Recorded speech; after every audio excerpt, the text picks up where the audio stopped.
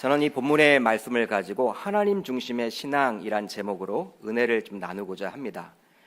경상북도 구미시에 가게 되면 설립된 지 100년이 훨씬 넘는 교회가 있습니다. 한 교회가 있는데 보통 100년이 훨씬 넘는 그러한 교회 같은 경우에는요, 대부분 외국인 선교사님들에 의해서 교회가 설립이 되죠. 그런데 이 교회는 외국인이 아니라 한국인 성도들에 의해서 세워진 교회로 유명한 교회입니다. 그런데 이 교회의 특징이 하나 있는데 무엇이냐면 표가 있어요. 영구한 표현이 있습니다. 우리는 1년마다 이렇게 표를 이렇게 바꾸는데 그 교회는 딱 하나가 있더라고요. 어떤 표어냐? 바로 주의 뜻이라면 아멘하는 교회라는 멋진 표어입니다. 그러니까 주님의 뜻이라면 아멘하는 교회. 참 멋진 표라고 생각이 되어지는데 제가 곰곰하게 생각을 해봤어요. 왜 교회가 그런 표를 가지고 있을까? 우리가 교회가 이렇게 오랜 역사를 가지다 보면요, 하나님 중심으로 교회가 운영되었음에도 불구하고 그렇게 하지 못하고 인간 중심으로 또 전통 중심으로 교회가 이렇게 운영되는 경우도 많이 있다라는 거예요. 그러니까 이 교회도 100년이 훨씬 넘었기 때문에 그리하지 않을까, 그렇게 흘러가지 않을까 하는 염려로 인해서 그걸 미연에 방지하고자 그래도 표만큼은 주님의 뜻이라면 무조건 아멘하는 교회, 이렇게 정하지 않았나, 그런 생각을 해보게 되었습니다. 어찌 교회 운영만 그리하겠습니까? 신앙생활에 있어서도 하나님 중심으로 신앙생활을 해야 돼요. 다 여러분들 동의하시죠? 우리가 아멘합니다. 그럼에도 불구하고 그렇게 살지 못하고 인간 중심으로, 인본주의 중심으로 이렇게 신앙생활을 할 때가 많이 있다라는 거예요. 그렇다면 하나님 중심으로 신앙생활을 하기 위해서 우리는 어떻게 해야 할까요? 여러분 한번 생각을 해보시기를 바랍니다. 우리가 하나님 중심으로 신앙생활을 하려면 어떻게 해야 될까? 바로 믿음의 대상인 여호와 하나님이 어떤 분인지 명확하게 제대로 아셔야만 가능합니다. 우리의 믿음의 대상은 여호와 하나님이세요. 그런데 오랜 기간 신앙생활을 하다 보면 우리가 그걸 잊고 하나님이 우리의 믿음의 중심이고 하나님 중심으로 이렇게 신앙생활을 해야 된다는 것을 알고 있음에도 불구하고 그걸 놓치는 경우들이 많이 있습니다. 오랜 기간 특별히 신앙생활을 해온 분들 가운데 더 그런 분들이 많이 있는 것 같아요. 이제 교회를 오래 출석하다 보면요, 이제 보이는 것들이 많이 있잖아요. 여러분 봉사도 중요하고 우리가 예배도 중요하고 헌신도 중요하고 우리가 섬기는 것도 정말 중요하기 때문에 하나님을 놓치고 사람 보고 이렇게 신앙생활을 할 때도 많이 있더라는 것이죠. 이런 무지를 가지고 하나님께 우리가 예배를 하기도 하고 또 하나님을 안다고 나름대로 또 자부하기도 하는 것입니다. 어떤 분이 여러분들에게 찾아와서 하나님이 과연 어떠한 분입니까? 라고 물어보신다면 여러분들은 어떻게 대답을 하시겠습니까? 물론 나름대로 하나님이 어떠한 분입니다 라고 이야기를 하겠지만 대부분은 자신이 만난 주관적인 하나님에 대한 이야기를 하실 것입니다. 이 하나님을 제대로 알아야지만 우리는 하나님의 중심에 그 신앙생활을 할 수 있기에, 그렇기 때문에 하나님을 아는 것은 정말 중요하다라고 생각을 해봅니다. 굉장히 중요하죠. 하나님은 과연 어떠한 분인지 오늘 본문에 나와 있는 이 시편 24편의 내용을 가지고 한번 알아보기를 원합니다. 시편 24편은요, 사무엘하 6장에 나온 내용을 배경으로 합니다. 즉 다윗이 왕이 되었어요. 왕이 된 이후로 하나님의 임재를 상징했던 언약궤를 예루살렘에 모시고 오게 됩니다. 여러분 모시고 왔기 때문에 얼마나 기뻤겠어요? 다윗은 하나님의 임재를 상징하는 그 언약궤를 예루살렘에 모시고 왔기 때문에 기쁜 나머지 막 춤을 춥니다. 그런데 춤이 얼마나 과했던지 자신의 허리춤이 내려가는 것을 인식하지 못할 정도로 하나님에게 집중해서 춤을 추고 기쁨을 표현하고 있죠. 바로 이러한 배경 가운데 시편 24편이 기록된 것입니다. 오늘 본문을 자세히 보시면요, 다윗은 하나님을 찬양하고 있어요. 이제 예루살렘에 오게 된 언약궤를 보면서 기쁨을 마음껏 표현하고 있죠. 사무엘하 5장을 보게 되면요, 다윗은 이제 온 이스라엘 전역의 왕이 되었습니다. 다윗이 왕이 되었을 때 처음에는 유다 지파만의 왕이었거든요. 어느 순간 이제 사무엘하 5장을 보게 되면 온 지파의 왕이 됩니다. 그러니까 이스라엘 전역의 최고 통치자가 되게 된 것이죠. 왕이 되고 나서 무엇을 하게 되느냐? 예루살렘에 있는 그 시온 산성에 그걸 점령해서 다윗성으로 삼아버려요. 그리고 그 다윗성에 다른 곳에 있던 그 언약궤, 하나님의 임재를 상징하는 그 언약궤를 모셔드리게 됩니다. 여러분 한번 생각해 보십시오. 얼마나 기쁘겠습니까? 왕이 된 것만 해도 얼마나 기쁘겠습니까? 자신이 있던 그 유다 지파만의 왕도 아니요, 이제 전역 12지파 전체 왕이 되었고요, 통합 왕이 되었고, 그리고 그것뿐만 아니라 하나님의 임재를 상징하는 그 언약궤를 다른 곳에 있었는데 자신이 살고 있는 곳에 모셨으니 얼마나 기뻤겠습니까? 그러니 왕으로서 감격이 있겠죠. 이러한 감격에서 다윗은 여호와 하나님을 찬양하고 있습니다. 그렇기 때문에 시편 24편은요 보통 찬양시라고 우리가 불러요. 찬양시 24편을 보면 우리가 막연하게 알고 있는 그 하나님을 찬양하고 있는데, 하나님은 과연 어떠한 분인가 잘 기록이 되어 있죠. 하나님은 바로 이 세상의 절대 주권자라고 이야기를 합니다. 한번 따라합니다. 여호와 하나님은 이 세상의 절대 주권자이십니다. 여러분 아멘이시죠? 오늘 본문 1절을 한번 우리 같이 읽어봅니다. 시작. 땅과 거기에 충만한 것과 세계와 그 가운데 사는 자들은 다 여호와의 것이로다. 아멘. 다 여호와의 것이로다. 여러분 이렇게 기록이 되어 있습니다. 여러분 이것은 예외가 있다라는 것입니까? 없다라는 것입니까? 세상의 모든 것들은 다 여호와의 것이다. 그러니까 예외가 없다라는 거예요. 예외가 있을 수 없다라는 것입니다. 그러니까 하나님이 모두 소유하고 계시고 절대 주권을 가지고 있음을 표현해주고 있죠. 위 본문을 보게 되면요, 우선 소유권에 대한 범위가 나와요. 가장 먼저 땅과 거기에 충만한 것이라고 나옵니다. 땅과 거기에 충만한 것. 이것은 단순히 우리가 내딛고 사는 지형적인 땅만을 의미하지는 않습니다. 바로 땅을 기반으로 사는 모든 것을 말하고 있죠. 우주 만물의 기초는 바로 무엇이냐? 땅입니다. 땅. 아니, 목사님 그러면 새는 거기에 속하지 않겠네요? 새는 하늘의 영역이기 때문에 새는 거기에 속하지 않습니까? 라고 물어본다면 저는 이렇게 대답하고 싶어요. 새 같은 경우에도 하늘에서 날아다니는 시간보다는요 땅에 머무르는 시간이 더 많다 그래요. 비행기도 마찬가지고 모든 영역이 여러분 마찬가지겠죠. 여러분 하늘에 계속 떠 있을 수는 없잖아요. 항상 여러분 우리는 이 발을 디디고 땅에 삽니다. 오늘 새벽에도 포항 근방에서 지진이 났다고 하는데 이 땅이 흔들리니까 여러분 어때요? 불안함이 있는 거예요. 아무리 사람들이 건물을 높게 지어도 이 땅 지반이 흔들려 버리면요 이 불안함으로 살 수가 없더라고요. 우리 계명교회 성도님들은 다 경험을 하지 않았기 때문에 모르겠지만 저는 부산에서 몇 번 경험을 해보니까 이 지진이 정말 무서운 거구나. 아파트가 여러분 흔들린다니까요. 좌로 우로 여러분 흔들려요. 얼마나 여러분 두렵습니까? 그러니까 땅이 중요한 것이죠. 그렇다면 거기에 충만한 것은 무엇을 뜻하고 있습니까? 거기는 바로 땅이죠. 바로 이 세상의 모든 것을 포함됨을 강조하기 위해서 땅에 충만한 것이라고 의도적으로 또 표현을 합니다. 그뿐만 아니라 가장 중요한 우리 인간까지도 포함됨을 강조하기 위해서 세계와 그 가운데 사는 자들이라고 언급을 하고 있어요. 여러분 한번 생각해 보십시오. 땅과 거기에 충만한 것이라고 하면요 보통 사람을 뜻하기보다는 동식물을 그러한 상징하는 경우가 많이 있고 그걸 사람들이 생각을 할 거예요. 땅 하면 거기에 속한 것, 충만한 것 하면요 하나님이 천지를 창조하실 때 땅을 지으셨고 여러 동물, 식물 다 지었기 때문에 인간보다는 그걸 떠올리잖아요. 그걸 여러분 염두에 두고 하나님께서는 세계와 그 가운데 사는 자들이라고 표현함으로써 인간에게도 예외가 있을 수 없음을 이야기해주고 있습니다. 즉 인간에게도 하나님의 절대 주권이 영향을 미치고 있음을 이야기해주고 있는 것이죠.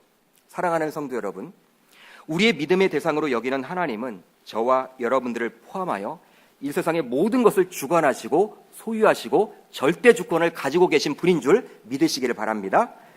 다윗은 하나님의 임재를 상징하는 언약궤를 자신이 살고 있는 예루살렘에 모시고 오면서 너무나도 기쁜 나머지 가장 먼저 무엇을 하고 있습니까? 무엇을 찬양합니까? 1절을 통해서 하나님의 절대 주권을 찬양하고 있는 거예요. 한번 따라하겠습니다. 하나님의 절대 주권. 여러분 다윗이 자신의 인생을 생각해 봤겠죠. 야, 이제 내가 왕이 되었구나. 이 언약궤를 모셨구나. 하나님의 임재를 상징하는 거니까 얼마나 감격이 되겠습니까? 근데 다윗은 지금 자기가 거기에 있지만 그 왕위에 오를 위치에 있지 않았어요. 본래 이새의 막내 아들이었습니다. 장남도 아니고 여러분 막내였어요. 여러분 구약 그 고대 사회 속에서 막내라는 위치는요 영향력이 없는 그런 위치였어요. 지금은 막내나 장남이나 상관이 없지만 그 당시 고대 사회고 보수적인 문화 속에서 막내로 태어났다라는 것은요 이렇게 출세하기 위한 조건으로는요 거의 불가능한, 좋지 않은 그러한 조건이죠. 그런 막내로 태어났음에도 불구하고 하나님의 전적인 은혜로 골리앗을 물리쳤고요. 또 다윗 그 자신이 이스라엘 전체의 왕이 된 것입니다. 여러분 자신의 인생을 돌아봤을 때 내가 왕이 되었지만 내 노력으로 된 것이 아니라 누구의 은혜입니까? 하나님의 전적인 은혜를 그는 찬양하지 않을 수 없는 것이죠. 야, 하나님의 절대 주권 아래 내가 있기 때문에 이 자리에 내가 있는 것이구나. 그렇게 지금 고백을 하고 있는 것이죠. 우리가 믿는 이 여호와 하나님은 지금도 역사를 운행하시고 통치하는 분인 줄 믿으시기를 바랍니다. 과거에만 머물러 계시는 분이 아니라 지금 이 시간에도 살아 역사하시는 분이세요. 그리고 우주 만물을 통치하시고 다스리시는 분이십니다. 여러분 하나님은요 세계 역사만 이렇게 주관하시는 분이 아니에요. 우리 개개인의 삶의 모든 영역도 간섭하고 계시고 그분의 주권하게 놓여 있다라는 거예요. 그분의 영향력 아래 놓여 있다라는 사실입니다. 만약에 이러한 하나님의 절대 주권을 우리가 인식하지 못하고 신앙생활을 한다면 우리는 얼마나 불안하겠습니까? 불안할 수밖에 없겠죠. 왜? 하나님이 우주 만물을 통치하시고 나의 모든 것들을 주관하신다. 이런 여러분 생각을 가지고 있지 않고 신앙생활을 한다면 우리의 믿음의 대상이 힘이 없고 환경에 쉽게 노출되는 분이기 때문에 우리는 불안해할 수밖에 없는 것입니다. 그러나 여호와 하나님은 누가 뭐래도 이 세상의 모든 것을 주관하세요. 일관성 있게 모든 것을 다스리시는 분이시죠. 저와 여러분들은 이런 여호와 하나님께 예배하고 있습니다. 하나님은 예배를 통해서 저와 여러분들을 만나주시고 우리가 문제를 가지고 주님께 나아간다면 절대 주권을 가지고 계신 그분께서 우리의 모든 문제를 해결해 주실 수 있다는 거예요. 오히려 여러분 더 좋게 해결을 해 주시죠. 그러게 저와 여러분들은 우리의 믿음의 대상인 여호와 하나님에 대해서 명확하게 알아야 하는 것입니다. 하나님에 대해서 막연하게 안다. 여러분 제가 하나님에 대해서 막연하게 알고 신앙생활을 한다면 이건 맹신과 다를 바가 없어요. 맹신.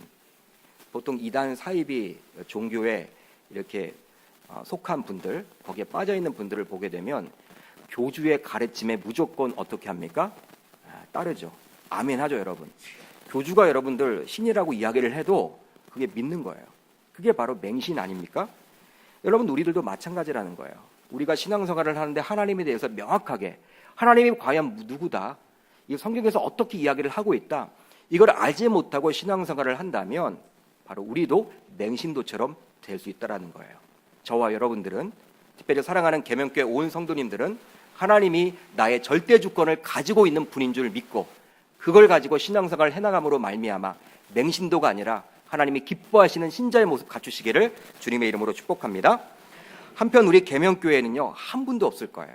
한 분도 없지만 신자이면서도 이사를 하거나 결혼을 하거나 입사를 앞두고 또 취업을 앞두고 점을 보러 다니는 분들이 간혹가다 있더라고요. 신자이면서. 우리 계명교회 성도님들 가운데는 한 분도 없으리라 믿습니다. 물론 목회자인 저에게는 말을 하지 않죠. 다녀왔다는 이야기를 안 해요. 혼나니까 제가 뭐라고 하니까. 성도님들 가운데서는요 몰래 다닙니다. 몰래 다녀요.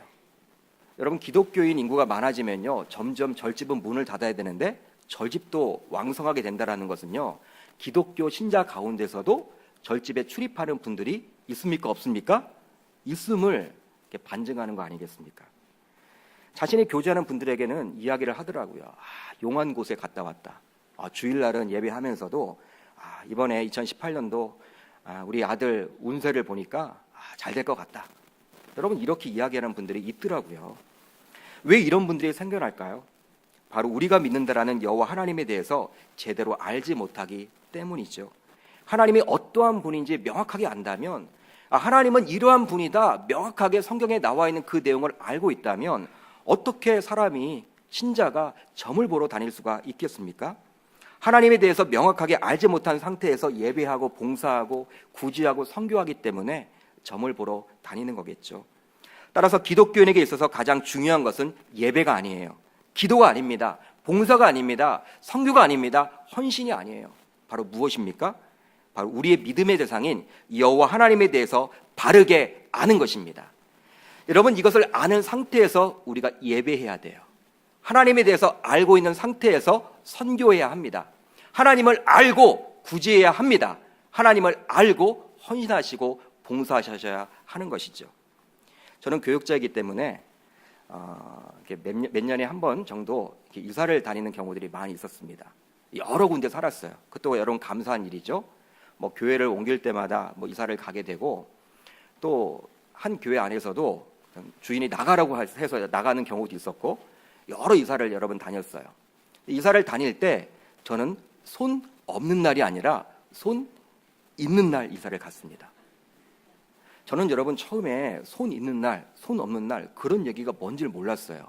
믿는 집안에서 태어났기 때문에 그건 나와는 상관없는 일인 줄 알았어. 이삿짐 센터에서 와서 견적을 뽑잖아요, 여러분들. 이사를 하게 되면. 그런데 며칠 날 이사를 하겠냐는 거예요. 그럼 며칠 날 이사를 하겠다라고 하면 그날은 안 된대. 왜 안 되느냐? 비싸대. 왜 비싸느냐? 물어보니까 그날은 손 없는 날이래요. 그러니까 사람들이 여러분 손 없는 날은요, 이삿짐 센터 구하기도 힘들고 부르는 게 값이라고 합니다. 부르는 게 값이에요. 왜 그럴까요? 하나님 믿지 않는 세상 사람들은요, 손 없는 날 결혼도 해야 되고 이사도 해야 됩니다. 거기에 나와 있는 손은요, 귀신이에요. 그러니까 악력이 없는 날이에요. 그날이 좋은 날이기 때문에 그날 결혼하고 이사를 해야지만 잘 사는 거예요. 그렇지만 믿는 신자인 저와 여러분들은요, 손 없는 날, 손 있는 날이 무슨 소용이 있겠습니까? 아무 의미가 없는 것이죠. 그냥 편리한 날에 하시면 됩니다. 여러분, 재정도 아낄 수가 있고요. 얼마나 감사한지 몰라요. 이제 여러분, 돌아오는 금요일 날 우리가 또 설 명절을 맞이하면서 이 제사 드리는 문제 때문에 이 자리에 계시지만 마음 한편으로 부담스러운 분들도 있을 거예요. 나는 신자이지만 큰 집에 가게 되면, 또 부모님 댁에 가게 되면 또 그 부분에 참석을 해야 되는데 어떻게 해야 될까 고민되는 부분들 있을 텐데, 저는 여러분들을 축복합니다. 기왕 우리가 여러분 이렇게 또 설을 맞이하게 되는데 하나님께서 은혜를 베풀어 주셔서 이번 설을 통해서 온 가족이 하나님을 믿는 가정이 됨으로 말미암아 그 제사 때문에 힘들어지지 않는 가정 되시기를 주님의 이름으로 축복합니다. 신앙생활을 한다고 하면서도 아직도 손 없는 날을 찾고 손 있는 날을 찾고 뭐 궁합을 보고 뭐 점을 보러 다니는 분들이 있다면, 이런 분들은 아직까지 믿음의 대상인 여호와 하나님에 대해서 명확하게 모르는 거예요.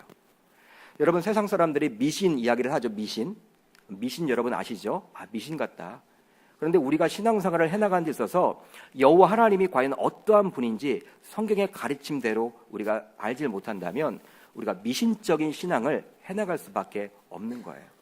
우리 사랑하는 계명교회 성도님들은 맹신도 아니고 미신도 아닌 여호와 하나님만을 잘 아셔서 하나님이 가장 기뻐하시는 자들이 다 되시기를 주님의 이름으로 축복합니다. 아마 사무엘에 대해서 여기에 계신 분들 모두 다 알고 계실 것입니다. 마지막 사사이시면서 선지자였죠. 사울 왕이 세워지기 전까지는 실질적으로 이스라엘을 통치하던 자였습니다. 아마도 여러분들 가운데서 소년이 무릎을 꿇고 기도하는 그 성화를 보신 적이 있을 것입니다. 예쁜 소년이 무릎을 꿇고 앉아서 하나님 앞에 기도하는 그 성화. 이 성화는 바로 영국의 조슈아 레이노즈라는 작가가 1776년에 그린 작품인데요.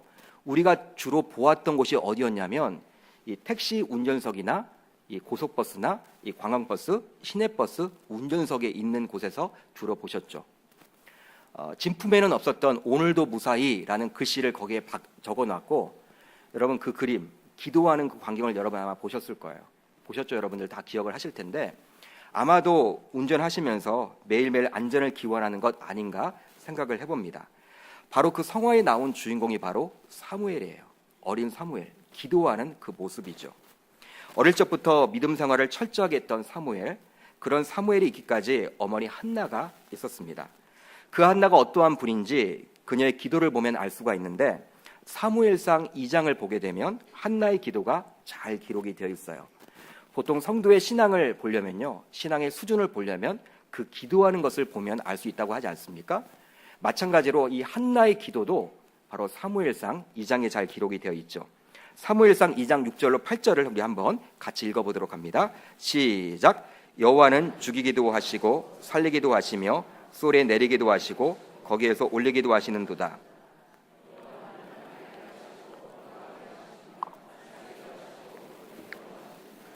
가난한 자를 진토에서 일으키시며 빈궁한 자를 거름더미에서 올리사 귀족들과 함께 앉게 하시며 영광의 자리를 차지하게 하시는도다. 땅의 기둥들은 여호와의 것이라 여호와께서 세계를 그것들 위에 세우셨도다. 아멘. 한나의 기도를 보면요, 특징이 나와 있죠. 철저하게 하나님 중심입니다.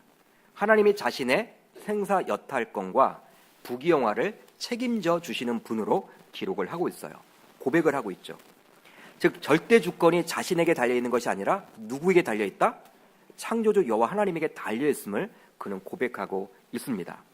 그러기에 기도응답으로 어렵게 낳게 된 그 아이 사무엘을 젖을 떼자마자 당시 제사장이었던 엘리에게 데려다가 신앙교육을 시킬 수가 있었던 것이죠.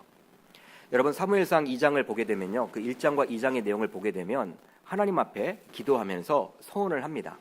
아들을 주시면 우리 하나님께 바치겠습니까? 나신이대로 삼겠습니다. 이렇게 고백을 하거든요. 하나님께 바친다고 했기 때문에 엘리 제사장에게 보내야 하겠죠. 그런데 젖을 떼고 난 다음에 보내겠다라는 이야기는 없어요. 그런 서원은 하지 않았습니다. 그럼에도 불구하고 젖을 떼자마자 보냅니다. 이건 뭐냐면 자신이 여러분 아이를 키우고 싶잖아요. 어렵게 낳은 아이이기 때문에 얼마나 여러분 아이가 이쁘겠습니까? 낳은 정도 있지만 기르는 정이 여러분 더 크지 않습니까? 그렇기 때문에 젖을 뗀 후 지금 추측해보면 한 4살 정도, 5살 정도 되는 아이예요. 가장 이쁠 나이죠.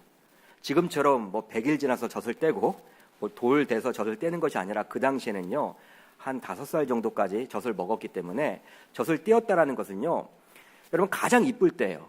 엄마 여러분하고 쫓아다니면서 그냥 대화가 다 되는 순진한 그 아이를 바라보면 얼마나 기쁘겠습니까? 그러니까 여러분 그 아이를 키우고 싶은 그 마음도 있지만 키우다 보면 하나님께 바치기가 힘들어지겠죠. 그런 마음을 알고 젖을 떼자마자 이 어머니인 한나는요, 엘리 제사장에게 아들을 보내버려요. 그러니까 하나님의 뜻대로 키우겠다라는 하나님의 절대 주권을 믿고 신본주의 신앙에 입각해서 그 아이를 기르겠다라는 그 마음의 표현을 해주고 있는 것이죠. 그렇다면 어떻게 하나님은 이 세상의 모든 것을 주관하시고 소유할 수 있을까요? 여러분 한번 생각해 보십시오. 하나님은 어떻게 우리의 절대 주권자가 되시고 소유하시고 우리의 모든 것을 통치하고 계실까? 그게 가능한 일인가? 무엇 때문에 가능한 일인가? 바로 하나님이 이 세상과 이 세상에 속한 모든 것을 창조하셨기 때문입니다. 한번 따라합니다. 하나님이 이 세상과 이 세상에 속한 모든 것을 만드신 창조주이기 때문입니다. 그러니까 하나님의 창조주이기 때문에 그분 거라는 거예요. 그분이 절대 주권자라는 거예요. 뜬금없이 하나님이 우리들을 소유한 것이 아니라 하나님이 우리를 만드신 창조주이기 때문에 가능하다라고 이야기를 하고 있죠. 오늘 본문 24편 2절을 한번 우리가 같이 보면 이렇게 기록이 되어 있죠. 시작. 여호와께서 그 터를 바다 위에 세우시며 강들 위에 건설하셨도다. 이렇게 기록이 되어 있습니다. 그런데 여러분 2절 앞에 우리가 한 단어가 지금 빠져 있어요. 우리 개역개정 성경에는 그냥 여호와께서라고 시작을 하고 있는데 히브리 원어에는 이런 내용이 있습니다. 키라는 단어가 나와 있는데 바로 어떤 뜻이냐? 왜냐하면 뭐뭐 때문에 그런 뜻입니다. 그러니까 1절 다음에 왜냐하면이에요. 그러니까 창조주이기 때문에 하나님이 우리를 소유하시고 우리의 절대 주권자가 되심을 오늘 본문을 통해서 알 수 있는 것이죠. 여러분 2절을 한번 다시 한번 이렇게 영상에 띄워주시길 바라고 그 부분을 한번 같이 볼 텐데요. 2절을 자세히 보시면 터라는 단어가 나와 있습니다. 그 터를 바다 위에 세우시며 나와 있는데 터라는 단어는 무엇입니까? 영어로는 파운데이션, 기초, 주춧돌이란 뜻입니다. 하나님이 기초를 세우셨다라는 거예요. 친히 세웠다, 창조했다라는 의미죠. 성도 여러분, 그렇습니다. 우리가 신앙의 대상으로 여기는 여호와 하나님은 창조주세요. 무에서 유를 만드시는 분이십니다. 그러기에 창세기 1장 1절은 굉장히 중요한 본문이죠. 어떻게 기록이 되어 있습니까? 한번 우리가 읽습니다. 시작. 태초에 하나님이 천지를 창조하시니라. 아멘. 여러분, 이 부분이 믿어지면요, 성경의 모든 내용을 우리가 다 믿을 수가 있어요. 근데 이 믿어지지 않으면 우리가 믿는 내용도 있고 믿어지지 않는 내용들이 있습니다. 우리 남자분들은 이렇게 동정녀 탄생이 잘 믿어지지 않아요. 이성적으로 생각을 하다 보니까, 접근을 하다 보니까 이게 믿어지지 않는다라는 거예요. 그리고 중력의 법칙이 있는데 예수님이 무리를 건넜다라는 것 자체가 믿어지지 않는다라는 거예요. 홍해가 갈라지는 것, 이게 말이 되냐라고 이야기를 합니다. 인간의 이성으로는 불가능하지만 창세기 1장 1절을 보면 하나님이 창조하셨습니다. 아멘입니까? 그러니까 무에서 유를 만든 거예요. 보통 우리가 이 컵 이야기를 할 때 여러분, 이 컵 같은 경우에는 컵에 재료가 있겠죠. 이 재료를 가지고 이 컵을 만든 것입니다. 이 만들다라는 용어를 쓸 때 make라는 용어를 쓰죠. 이것은 바로 무엇이냐면 유에서 유를 만든 것입니다. 유에서 유. 그러니까 재료라는 물질이 있기 때문에 이 컵이 있는 거예요. 그런데 하나님이 우리를 창조했다라는 것은요, 무에서 유를 만든 거예요. make라는 용어를 쓰지 않고 create라는 단어를 씁니다. 없는 것에서 여러분 만든 거예요. 그분이 여러분 창조를 했는데, 하나님이 여러분 홍해를 가르는 것, 예수님이 무리를 건너는 것, 동정의 탄생, 이게 불가능한 일이겠습니까? 인간에게는 불가능하지만 그분에게는 불가능한 게 아닌 거예요. 여러분, 그렇기 때문에 창세기 1장 1절은 정말 중요합니다. 그분이 창조했으니 그분 것임을 고백하지 않을 수 없는 것이죠. 그러나 이 창조 질서, 이 창세기 1장 1절이 믿어지지 않으면요, 그분의 주권도 인정하기 힘들어지죠. 아모스 4장 13절을 보면 재미있는 표현이 나와 있는데 우리가 한번 같이 읽어봅니다. 시작. 보라, 산들을 지으며 바람을 창조하며 자기 뜻을 사람에게 보이며 아침을 어둡게 하며 땅의 높은 데를 밟는 이는 그의 이름이 만군의 하나님 여호와시니라. 아멘. 여러분 보십시오. 어떻게 기록이 되어 있습니까? 바람을 창조했대요. 우리는 보통 바람 하면요, 그냥 우연찮게 부는 것 정도로 생각을 합니다. 별 관심이 없잖아요. 바람 굉장히 당연하게 여러분 여기잖아요. 바람 분다. 하나님이 다른 것들은 다 하시더라도 바람 이건 신경을 안 쓰는데, 그 바람조차도 누가 창조했습니까? 하나님이. 재미있는 표현이죠. 또 어떻게 기록이 되어 있습니까? 아침을 어둡게 한대요. 아침하면 밝음 아닙니까? 빛이잖아요. 근데 어둡게 할 수 있대요. 하나님이. 왜? 그분이 창조주이기 때문에 가능한 것이죠. 그러게 저와 여러분들 모두 이 창세기 1장 1절의 말씀인 태초에 하나님이 천지를 창조하시니라, 이 말씀이 믿어진다면 하나님께 감사할 수 있기를 바랍니다. 아멘? 여러분 감사하잖아요. 이게 믿어진다. 근데 우리 대예배이기 때문에 이게 믿어지지 않는 분들이 있을 거예요. 믿어지지 않는 분들도 낙심하지 마세요. 우리가 말씀은, 여러분 믿음은 들음에서 난다고 했기 때문에 매주 말씀을 듣는 도중에 하나님이 은혜를 베풀어 주셔서 어느 순간 이 말씀, 창세기 1장 1절 말씀이 믿어지게 될 줄 주님의 이름으로 축복합니다. 그런 은혜가 나타날 줄 믿습니다. 여러분 이게 바로 중요하다는 것이죠. 하나님이 우리들을 만드시고 창조하셨기 때문에 그분에게 나의 모든 생사여탈권과 부귀영화가 그분에게 달려있는 줄 고백하는 저와 여러분 되시기를 주님의 이름으로 축복합니다. 다음으로 삶에서 구별된 자만이 여호와 하나님을 만날 수 있습니다. 한번 따라하겠습니다. 삶에서 구별된 자만이 여호와 하나님을 만날 수 있습니다. 오늘 본문 4절을 보면 이렇게 기록이 되어 있죠. 같이 읽습니다. 시작. 곧 손이 깨끗하며 마음이 청결하며 뜻을 허탄한 뒤에 두지 아니하며 거짓 맹세하지 아니하는 자로다. 아멘.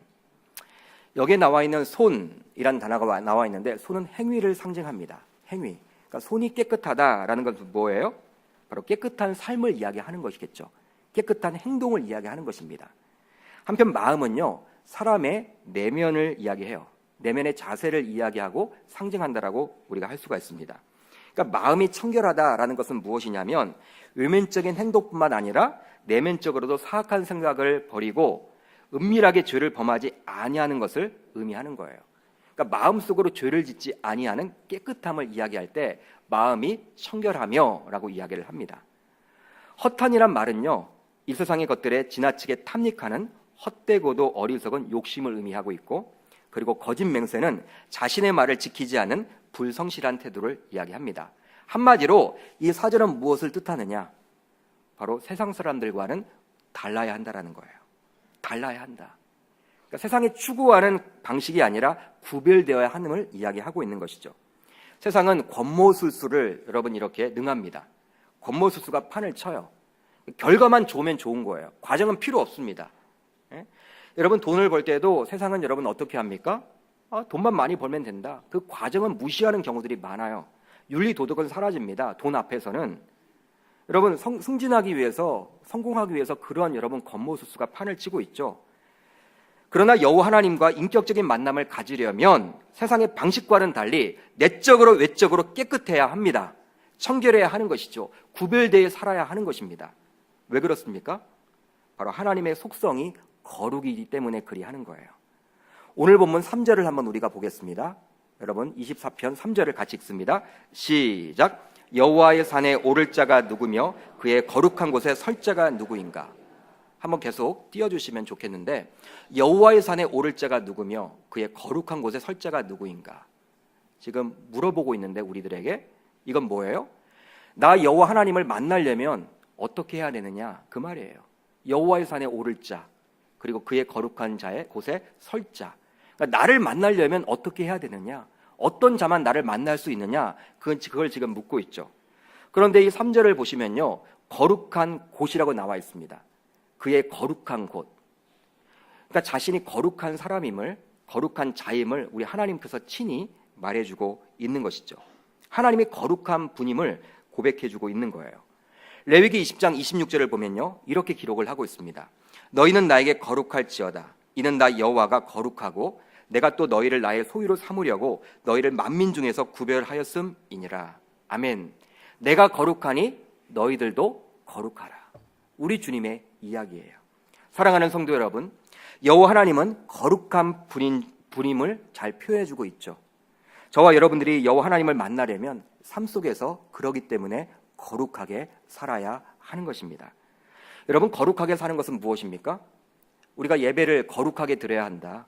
하나님은 거룩, 우리가 예배당하면 거룩이 여러분 떠올리잖아요. 근데 우리 주님은요, 손이라고 이야기를 하고 있고 마음이라고 이야기를 해주었기 때문에 바로 이 교회당 안에서, 예배당 안에서만 거룩을 이야기하고 있지 않고 삶에서 거룩하게 살라는 거예요. 거룩은 무엇입니까, 여러분? 바로 구별되는 것이죠. 구별되어 사는 것입니다. 신자는 세상 사람들과 동일하게 가정과 직장과 사업장과 학교 등에서 매일매일 살아가지만 세상 사람들과는 달라야 하는 것입니다. 그들과 구별되어 살아야 하는 것이죠. 그렇게 살아야지만 여호와 하나님을 만날 수가 있음을 오늘 다윗은 고백을 해주고 있는 거예요. 인격적인 만남을 가질 수가 있다라고 우리들에게 이야기를 해주고 있죠. 따라서 하나님과의 인격적인 만남인 이 예배에 참여하기 위해서도 우리는 어떻게 살아야 됩니까? 월요일부터 토요일까지의 삶이 굉장히 중요한 것이죠. 그러니까 삶의 예배가 정말 중요한 거예요. 우리가 예배하면 여러분 주일날 나와 있는 이 11시 예배만을 이야기하는 것이 아니라 월요일부터 토요일까지 드리는 삶의 예배. 예배는 하나님 앞에 올리는데 우리가 거룩하게 살아가는 그 삶의 각 예배가 그만큼 중요함을 우리에게 이야기해주고 있는 것이죠. 이 말씀을 묵상하면서 저는 개인적으로 많은 찔림이 있었습니다. 이 24편을 여러분 계속 읽어가는 과정 가운데 주님과의 인격적인 깊은 만남을 원하면서도 세상에서 정말 구별되어 살아야 함에도 불구하고 그렇게 살지 못하고 있는 저의 모습을 고백하지 않을 수 없더라고요. 부름받아 나선 이 몸 어디든지 가겠다라고 했던 그 사명자의 모습은 온데간데 없고 이제 편리하고 안락하고 이제 세상에 여러분 그냥 풍습에 익숙해 있던 나 자신이 발견되었습니다. 이 말씀에 비추어 보니까 참 여러분 안타깝더라고요. 하나님 앞에 울지 않을 수가 없더라고요. 이 본문을 묵상하면서 자꾸 성도님들에게 주신 말씀이 아니라 하나님이 나에게 주신, 저에게 주신 말씀처럼 와닿아서 참 말씀을 전하지만 부끄러운 제 자신을 발견하지 않을 수가 없습니다. 어찌 여러분 저만 그러겠습니까? 하나님은 저와 함께 계실 수가 없으세요. 오직 깨끗한 곳에, 정결한 곳에 계십니다. 그러니 이 세상의 죄악된 모습 속에서 세상 사람들과 동일하게 함몰되어 산다면 우리는 결코 하나님을 만날 수가 없는 것이죠. 우리는 보통 하나님을 만나기 위해서 예배에 참여하고 예배를 드립니다. 그러나 예배하는 것이 중요한 것이 아니에요. 하나님이 받으시는 예배를 우리가 드려야 하거든요. 아멘입니까? 그러기 위해서 우리의 모습, 거룩하고 구별되어 삶을 살고 있는지 저와 여러분들 한번 이 본문의 말씀을 붙들고 한번 하나님 앞에 나아가셨으면 좋겠습니다. 우리가 여러분 예배를 아무리 많이 드린다고 하더라도 하나님이 받으시는 예배가 있고 받지 않으시는 예배가 있는데, 하나님이 받으시는 예배를 해야 되지 않겠습니까? 그러기 위해서는 영과 진리로 예배하라는 그 가르침처럼 예배하는 자가 바로 영과 진리로 예배해야 하는 것이죠. 영과 진리는 바로 무엇입니까? 성령과 예수 그리스도. 죄악된 모습은 없고 거짓된 모습은 없고 거룩한 그분의 그 모습대로 우리가 예배해야 함을 우리 주님은 이야기해주고 있는 것이죠. 그러기에 저와 여러분들 모두 거룩한 삶은요, 신자로서 꼭 필요합니다. 다니엘을 보십시오. 비록 포로의 신분으로 바벨론 제국의 왕궁에 오게 되었는데요, 느부갓네살 왕은요 명령을 내려요. 3개월 동안 자신이 먹는 왕의 진미와 자신이 마시는 포도주로 그 포로들이 먹고 마시도록 합니다. 명령을 내립니다. 아직 소년인들인 그 포로들이 바벨론 문화와 종교에 빨리 적응하도록 하기 위함이죠. 여러분, 포로 신분이기 때문에 다니엘은요 이 왕의 명령을요 어길 수가 없었어요. 그러나 그는 이렇게 결단을 합니다. 다니엘 1장 8절을 보면 이렇게 기록이 되어 있어요. 다니엘은 뜻을 정하여 왕의 음식과 그가 마시는 포도주로 자기를 더럽히지 아니하리라 하고 자기를 더럽히지 아니하도록 환관장에게 구하니. 더럽히지 않겠다라는 거예요. 다른 포로들은요 다 거기에 수긍합니다. 포로라는 것은 갑이 아니라 을이기 때문에 갑질을 여러 번 당할 수밖에 없어요. 왕이 명령하면 자신의 생사유탁권을 가지고 있기 때문에 왕이 그냥 여러분 거기에 순종해야 돼요. 순응해야 돼요. 여러분, 왕의 그런 진미를 먹고 포도주를 맛본다고 해서 누가 뭐라고 하는 사람은 아무도 없습니다. 그렇지만 자신을 하나님 앞에서 여러분 정결하고 거룩하게 드리고자, 더럽히지 않고자 그는 뜻을 정해서 거부를 하게 되죠. 이럴 때 여러분, 하나님은 어떻게 이렇게 해주시냐면 다니엘 1장 9절을 보면 이렇게 기록이 되어 있어요. 하나님이 다니엘로 하여금 환관장에게 은혜와 긍휼을 얻게 하신지라. 아멘. 하나님이 사람을 통해서 다니엘에게 은혜를 베풀어 주십니다. 이 예배에 참석하는 저와 여러분들 모두 세상과 구별되어 살아갈 수 있기를 바랍니다. 그렇게 함으로 하나님이 받으시는 예배에 여러분 참석하셔서 그 하나님의 예배, 받으시는 예배를 우리가 드림으로 말미암아 하나님이 가장 기뻐하시는 저와 여러분 되시기를 주님의 이름으로 축복합니다. 이제 말씀을 정리합니다. 오늘 우리는 본문의 말씀을 통해서 하나님 중심의 신앙이란 제목으로 은혜를 좀 나누었습니다. 하나님 중심의 신앙. 한번 따라하겠습니다. 하나님 중심의 신앙. 그러니까 하나님 중심으로 우리는 신앙생활을 해야 돼요. 이게 잘 안 되잖아요. 여러분, 예배 몇 년 여러분 우리가 드리고 있다. 내 신앙의 연조가 20년이다, 30년이다. 목사다, 장로다, 직분자다. 이런 것이 중요한 것이 아니라 우리가 하나님 중심으로 과연 나는 신앙생활을 하고 있는가. 나의 여러분 목적을 위해서 하나님을 이렇게 끌어당기는 것이 아닌가. 그러면 우리는 점검해 봐야 합니다. 하나님 중심으로 신앙생활을 하기 위해서는 바로 두 가지 우리가 영적 교훈을 얻게 되었는데, 바로 여호와 하나님은 이 세상의 절대 주권자임을 믿으시기를 바랍니다. 그리고 삶에서 구별된 자만이 여호와 하나님을 만날 수 있습니다. 이 두 가지를 믿음으로 받고 실천으로 옮길 때 저와 여러분들 모두 매일매일의 삶 속에서 하나님 중심의 신앙생활을 해나갈 수 있게 되리라 저는 믿습니다. 그런 은혜가 나타나기를 주님의 이름으로 축복합니다.